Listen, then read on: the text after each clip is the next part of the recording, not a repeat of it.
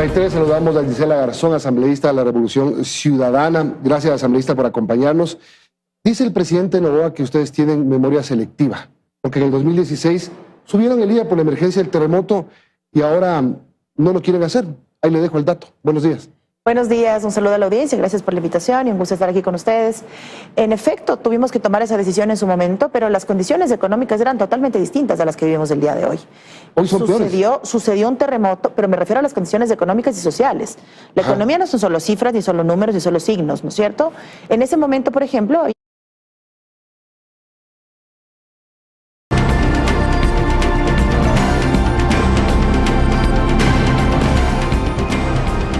7:33, saludamos a Gisela Garzón, asambleísta de la Revolución Ciudadana. Gracias, asambleísta, por acompañarnos. Dice el presidente Noboa que ustedes tienen memoria selectiva, porque en el 2016 subieron el IVA por la emergencia del terremoto y ahora no lo quieren hacer. Ahí le dejo el dato. Buenos días. Buenos días, un saludo a la audiencia, gracias por la invitación y un gusto estar aquí con ustedes. En efecto, tuvimos que tomar esa decisión en su momento, pero las condiciones económicas eran totalmente distintas a las que vivimos el día de hoy.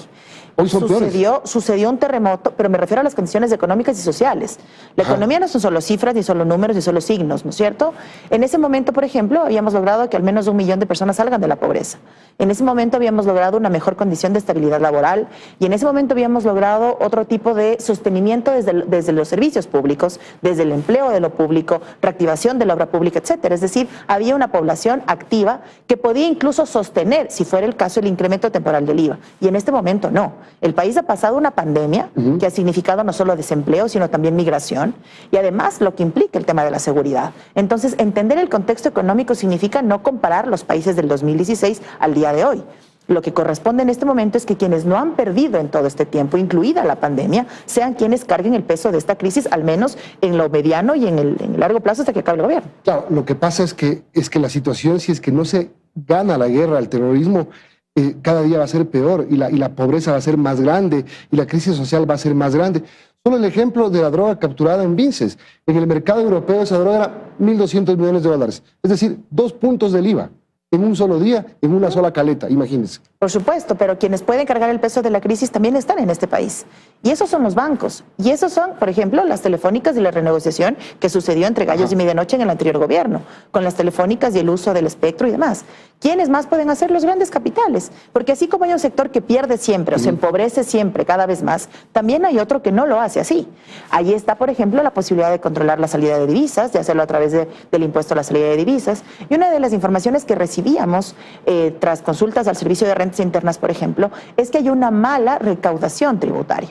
Es decir, están los recursos, pero el SRI no ha perfeccionado los sistemas de recaudación. Son ahí los espacios directos para tomar otro tipo de decisiones, digamos, esos que dineros, permitan fondear a la recaudación tributaria, que mejoró a finales del año pasado, porque los datos así lo decían. Obvio que puede ser mejor, pero también son cuestiones que no son, como digamos, una inyección a la vena, que es lo que se necesita en este momento para pagar todo lo que está pasando en la guerra contra la delincuencia y el crimen organizado y el terrorismo. Que sí lo es del ISD. ¿El ISD cuánto podría sumar? Nosotros lo que hemos establecido en el informe de minoría, aquí tengo conmigo los 3 informes, el de mayoría y los 2 de minoría, hemos establecido que se puede pensar, de acuerdo a la salida de capitales al día de hoy, en cerca de 600, 700 millones de dólares. Ojo, este es un tema que no es único. Más o menos un poquito más de un punto del IVA. Pero no es lo único. Ya. Es decir, no es lo único, por eso es que planteamos otros temas. En el informe de minoría, ¿qué más ponen ustedes? Sí, porque además hay que considerar, y es uno de los contextos que planteamos acá, que estamos en una economía dolarizada. Y eso es lo que nos diferencia de otros países que en efecto tienen un IVA mucho más alto.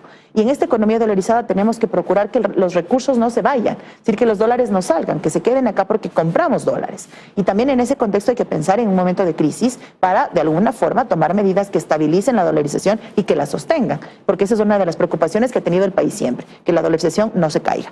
¿Qué otras cosas planteamos acá? Primero ponemos como contexto todos los antecedentes respecto a cómo estamos en este punto, porque no podemos pensar que únicamente la violencia se atiende fortaleciendo los temas logísticos de las instituciones. No, pero el plan del gobierno incluye hasta el tema de seguir subiendo la desnutrición crónica infantil, lo escuchamos al ministro de Salud. Es decir, no es un plan solamente bélico, es un plan también social. Y esa es una de las cosas que suma más de 2.000 millones de dólares. Es una de las cosas que planteamos en el debate.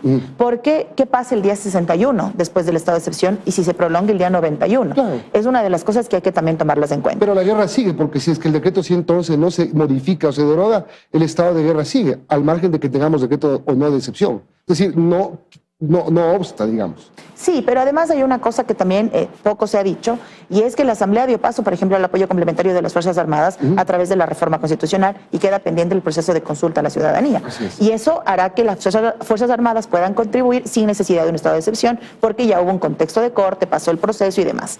Otra de las cosas que planteamos para seguir en el tema es que se fije un impuesto a los grandes capitales. Esto significa que sean por sobre el $1.000.000 y se consideran, digamos, rubros especiales, utilidades y demás, porque se entiende también que hay que precautelar que esos capitales que pueden llegar a generar empleo, pues no se vean perjudicados. Y fundamentalmente el énfasis a la banca. Y es que si le preguntamos a la ciudadanía... Que también incluye el informe de mayoría. Incluye el informe de mayoría una parte e incluye el informe del Partido Social Cristiano de minoría también. Pero fíjese, ahí hay una apertura del gobierno de querer negociar. No así con el IVA. Y eso hemos dejado claro diferentes sectores de la Asamblea. Primero era 15% de manera indefinida. Después se cambió a 24 meses, con una fórmula mixta de 13%. O sea, es decir, el gobierno está abierto. Ahora incluso 18 meses al 14%. Es decir, hay una muestra de apertura del gobierno de querer. ¿Por qué no hacer país? Cuando fue la guerra del 95, el país pagó un impuesto especial. Yo sé que hay pobres y gente que lo necesita, pero el IVA tampoco es para todo, ni para todos. Pero es un impuesto que sí grava, entre otros, por ejemplo, la gasolina. Y también se habla de focalizar subsidios. ¿No cree que es el momento de focalizar los subsidios? De momento hay que pensar al menos que el tema de la violencia y de la inseguridad venga de la mano con una profunda atención social. Y eso de momento no sucede. Y mientras no se recuperen las cifras de lo social y se acorten de alguna forma las brechas de desigualdad, es impensable pensar en algo que afecte a todos en diferente medida, pero afecte a todos. No es lo mismo la situación de alguien que gana el salario básico frente a la situación de otros que no lo hacemos. Y en ese contexto también hay que pensar quién siempre se perjudica más. Además, desde el gobierno de Moreno al de Lasso y a la fecha actual, la economía nacional no ha crecido en similares condiciones que la población. Claro, y eso es una de las cosas que no se pueden perder de vista, porque la población que crece no es que llega a la población económicamente activa y encuentra un trabajo, es habitualmente la población que está en peores condiciones. Y eso es uno de los temas que, si se le entiende en macroeconomía, tiene que tomarse decisiones en función de quienes están siempre perdiendo, siempre son los más perjudicados. Usted dice, ¿no? El IVA grava combustibles. Los que menos tienen no tienen carro. El IVA no grava pero canasta. Se trasladan en el transporte público, pero consumen en la tienda de la esquina. Pero no debería pasar eso, imagínese. Porque el IVA no grava la tienda de la esquina, el IVA no grava los productos de la canasta básica, no grava medicinas, es decir... Pero el IVA no es un impuesto, es decir, en un país racional, y eso es lo que en un país se ha dicho racional debe subir lo que debe subir. No todo, porque aquí ya subió la botella de cola porque solamente anunciaron que había la intención del IVA. Es un país irracional a veces. Y debería venir de la mano con un fuerte control del poder del mercado y un fuerte control de la especulación. Pero en este momento puntual me parece que hay que dejar claras al menos, y era una cosa que planteamos en campaña, lo urgente, lo emergente y lo permanente. Y lo urgente en efecto es atender la inseguridad. Pero esto, desconectado de lo social, prácticamente es nada, está vacío. ¿Creen que el presidente... Y lo otro, y con esto cierro la idea, es al menos pensar, no sé, en un censo poblacional o en un levantamiento de información, si se quiere, porque el censo deja dudas, en un levantamiento de información para saber si de estos adolescentes, ahora adolescentes, más adelante adultos, quiénes están detrás de ellos siendo cooptados por el crimen organizado. Porque eso también implica atender el problema de fondo. ¿En qué sectores es más fácil jalarse a los jóvenes y darles lo que quizás el Estado no les puede dar? Ese es uno de los temas que tiene que toda la vida. Hay que cambiar lo social, hay que corregir, hay que darles cancha a los niños para que no caigan sicariato desde pequeñitos en las drogas. Es un montón de cosas que hay que hacer. Y no pensar que la economía son solo números y recaudar dinero, ¿no? Sino entender que es un tema social profundamente y que eso también implica decisiones en esa índole. ¿Ustedes creen que el presidente Noboa lo está haciendo bien en la guerra contra el terrorismo? Hay al menos evidencia que las Fuerzas Armadas sí podían operar. Y eso, digamos, ha quedado claro en relación a su antecesor. Guillermo Lasso nos decía que no podía hacer nada en las cárceles porque las leyes se lo impedían, y resulta que el día de hoy no solo que ha sido factible, sino que de alguna forma van dando resultados. Lo de la cárcel de Machala, desmantelar todo ese sistema de internet, en fin, es una muestra importante.